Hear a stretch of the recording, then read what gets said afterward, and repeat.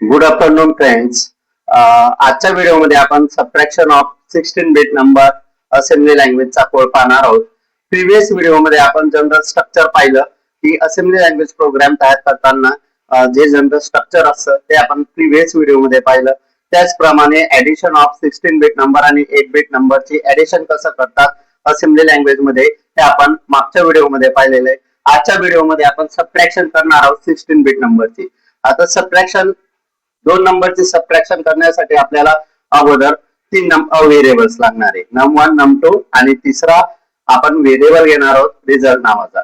तर चला सुरुवातीला सबट्रॅक्शनचा अगोदर आपण काय करणार आहोत, अल्गोरिदम पाहणार आहोत, जेणेकरून अल्गोरिदम वरून तुम्हाला जो कोड असेल प्रोग्राम असेल तो लवकर समजेल.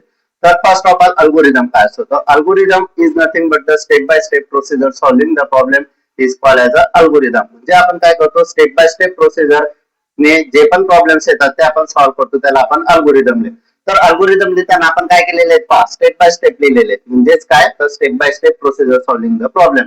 तर फर्स्ट स्टेप आपण काय करतो, नेहमी स्टार्ट करतो. त्याच्यानंतर इनिशियलाइज डेटा सेगमेंट. आता याच्यामध्ये डेटा सेगमेंट आपल्याला खूप महत्वाचा पॉईंट असतो. तर जनरल स्ट्रक्चर मध्ये मी तीन महत्वाचे पॉईंट सांगितले होते, डेटा सेगमेंट, कोड सेगमेंट आणि स्टॅक सेगमेंट. त्याच्यामध्ये कोड सेगमेंट आणि डेटा सेगमेंट हे दोघे कंपल्सरी असतात आणि जो स्टॅक सेगमेंट असतो हा ऑप्शनल असतो. तर इथं आपल्याला डेटा सेगमेंट, तर डेटा सेक्शन या पार्ट मध्ये आपण प्रिव्हियस व्हिडिओ मध्ये पाहिलं होतं की डेटा सेगमेंट मध्ये काय असतं. तर डेटा सेगमेंट मध्ये आपण व्हेरिएबल्स जे असतात ते इनिशियलाइज करतो, डिक्लेअर करतो. व्हेरिएबल्स असतील, कॉन्स्टंट असतील किंवा ऍरे असतील. आणि डॉट कोड या सेक्शन मध्ये आपण काय करतो, जो कोड असतो ऍक्च्युअल कोड, जसं ऍडिशन, सबट्रॅक्शन. आता आपण सबट्रॅक्शन पाहणार आहोत, तर सबट्रॅक्शन आपण तिथं डॉट कोड मध्ये हा मेन टॉपिक त्याच्यात कव्हर होणार आहे. त्याचप्रमाणे डॉट स्टॅक, हा जो डॉट स्टॅक आहे हा काय असतो, ऑप्शनल असतो. स्टॅकची साईज जे असते ते 100 येते, काय असेल, ऑप्शनल असेल. तर सुरुवातीला आपण अल्गोरिदम पाहू. अल्गोरिदम मध्ये स्टार्ट केलं, initialize data segment, data segment initialize केलं, लोड केलं num1 into the x. x is nothing but the general purpose register. x काय असतो, जनरल पर्पज रजिस्टर असतो. x अक्युमुलेटर आहे, त्याच्यामध्ये num हा काय केला आपण, लोड केला. त्याचप्रमाणे सबट्रॅक्ट केलं num2 फ्रॉम x मधून त्याला काय केलं, num2 ला आपण सबट्रॅक्ट केलं आणि त्यांचा रिझल्ट आपण तिसरा व्हेरिएबल घेतला रिझल्ट नावाचा. त्याच्यामध्ये काय केलं आपण, त्याला स्टोअर केलं आणि शेवटी आपण जर स्टार्ट केलं तर ऑब्व्हियसली त्या अल्गोरिदमला स्टॉप करावं लागणार आहे. तर हे होतं अल्गोरिदम. अल्गोरिदम मध्ये आपण स्टार्ट केलं, इनिशियलाइज केलं डेटा सेगमेंट, त्याच्यानंतर लोड केलं num1 into the x register मध्ये, सबट्रॅक्ट केलं num2 फ्रॉम x, नंतर रिझल्ट स्टोअर केला आणि स्टॉप केला. आता आपण कोड पाहूया. आता प्रोग्राम मध्ये काय असेल, डॉट मॉडेल स्मॉल, हा काय करतो, डिफाइन स्मॉल कोड. म्हणजे जो स्मॉल मेमरी असेल त्याच्यासाठी आपण काय करतो, डॉट मॉडेल स्मॉल करतो. त्याच्यानंतर डॉट स्टॅक 100, हा काय, 100 हा ऑप्शनल आहे, स्टॅक आहे. त्याच्यानंतर डॉट डेटा आणि डॉट कोड, हे दोन मेन सेक्शन खूप महत्वाचे आहेत, आताच मी म्हटलं. तर डॉट डेटा मध्ये आपण काय केलं, दोन आणि एक तिसरा व्हेरिएबल रिझल्ट नावाचा घेतला. म्हणजे तीन व्हेरिएबल आपण काय केले, डिक्लेअर केलं. तर जे num1 num2 हे काय घेतलं आपण, दोन व्हेरिएबल्स घेतले, टू व्हेरिएबल्स num1 आणि num2. dw का घेतला, कारण हा 16 बिट आहे.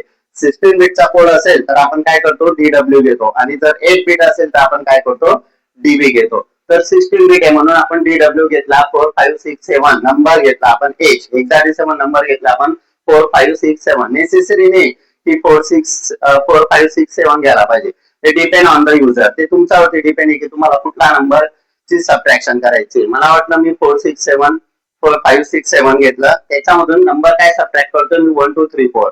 म्हणजे दोन नंबर num1 num2 आणि रिझल्ट dw माहिती आपल्याला नाही, म्हणून आपण काय केलं, त्याला क्वेश्चन मार्क केलं. तिसऱ्या व्हेरिएबल मध्ये तो काय होणार आहे, स्टोअर होणार आहे.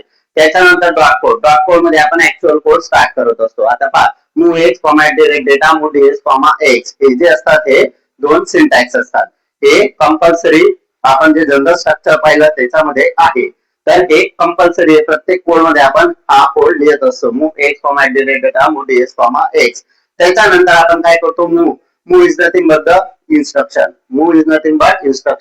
आता त्याच्यामध्ये काय मूव केला आपण, num1 हा x मध्ये मूव केला. x काय, जनरल पर्पज रजिस्टर अक्युमुलेटर आहे, त्याच्यामध्ये num1 हा x मध्ये केला. मग x किती झाला बरं, आता x num1 किती होता, num1 4 5 6 7 होता. तो कशामध्ये मूव झाला, num1 हा एक्स या व्हेरिएबल मध्ये मूव्ह झाला. म्हणजे आता एक्स किती झाला, एक्स हा झाला तुमचा 4 5 6 7 8.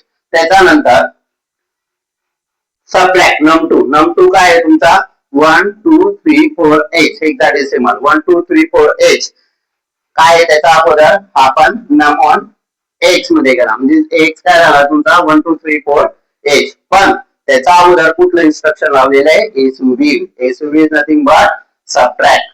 SUB is nothing but the subtract instruction. म्हणजे त्याने काय केलं आता 4 5 6 7 मधून 1 2 3 4 हा काय केला सबट्रॅक्ट केला. त्याचा आन्सर आलं 3 3 3 3 33 हे आन्सर आलं. म्हणजे त्याने काय केलं 4 5 6 7 मधून 1 2 3 4 हा सबट्रॅक्ट केला. हे पहा num2 x सबट्रॅक्ट आणि त्यांचा रिझल्ट म्हणजे x काय आला तुमचा 333 हा x कशामध्ये मूव्ह झाला आता रिझल्ट नावाचा व्हेरिएबल मध्ये. त्याच्यानंतर ns केला आपण जो सेगमेंट घेतला होता त्याला एंड केला आणि शेवटी काय केलं आपण एंड केलं. तर हा होता तुमचा subtraction of two 16 bit number. जर तुम्हाला एक्झामला विचारलं की subtraction of two 8 bit number तर फक्त दोन चेंज करायचे. तुम्हाला काय चेंज कराल, जिथं नामन DW आहे DW जिथं जिथं DW दिसतंय तिथं आपल्याला काय घ्यावं लागणार आहे DB अगेन DB आणि वन मोर चेंज एक्स जिथं आहे तिथं काय घेऊ आपण AL घेणार आहोत. AL किंवा BL. AL घेतला आपण एक्सच्या जागी बाकी ऍज इट इज. तर हा code exam point of view खूप महत्वाचा आहे. MSBTचा एक्झाम मध्ये 4 मार्क्स किंवा 5 मार्क्सला हा क्वेश्चन विचारला जातो. Subtraction addition subtraction. नेक्स्ट लेक्चरला आपण आता multiplication of two 16 bit number हा कोड पाहणार आहोत. हा कोड जर तुम्हाला समजला असेल तर नक्की या चॅनलला लाईक शेअर आणि सबस्क्राईब करा. आणि डिस्क्रिप्शन बॉक्स मध्ये व्हॉट्सअपची लिंक पाठवलेली आहे. तुम्हाला जर याची प्रॉपर नोट्स पाहिजे असेल तर त्या ग्रुपला जॉईन करा जेणेकरून तुम्हाला सगळे नोट्स व अपडेट मिळत असतील. धन्यवाद. थँक्यू.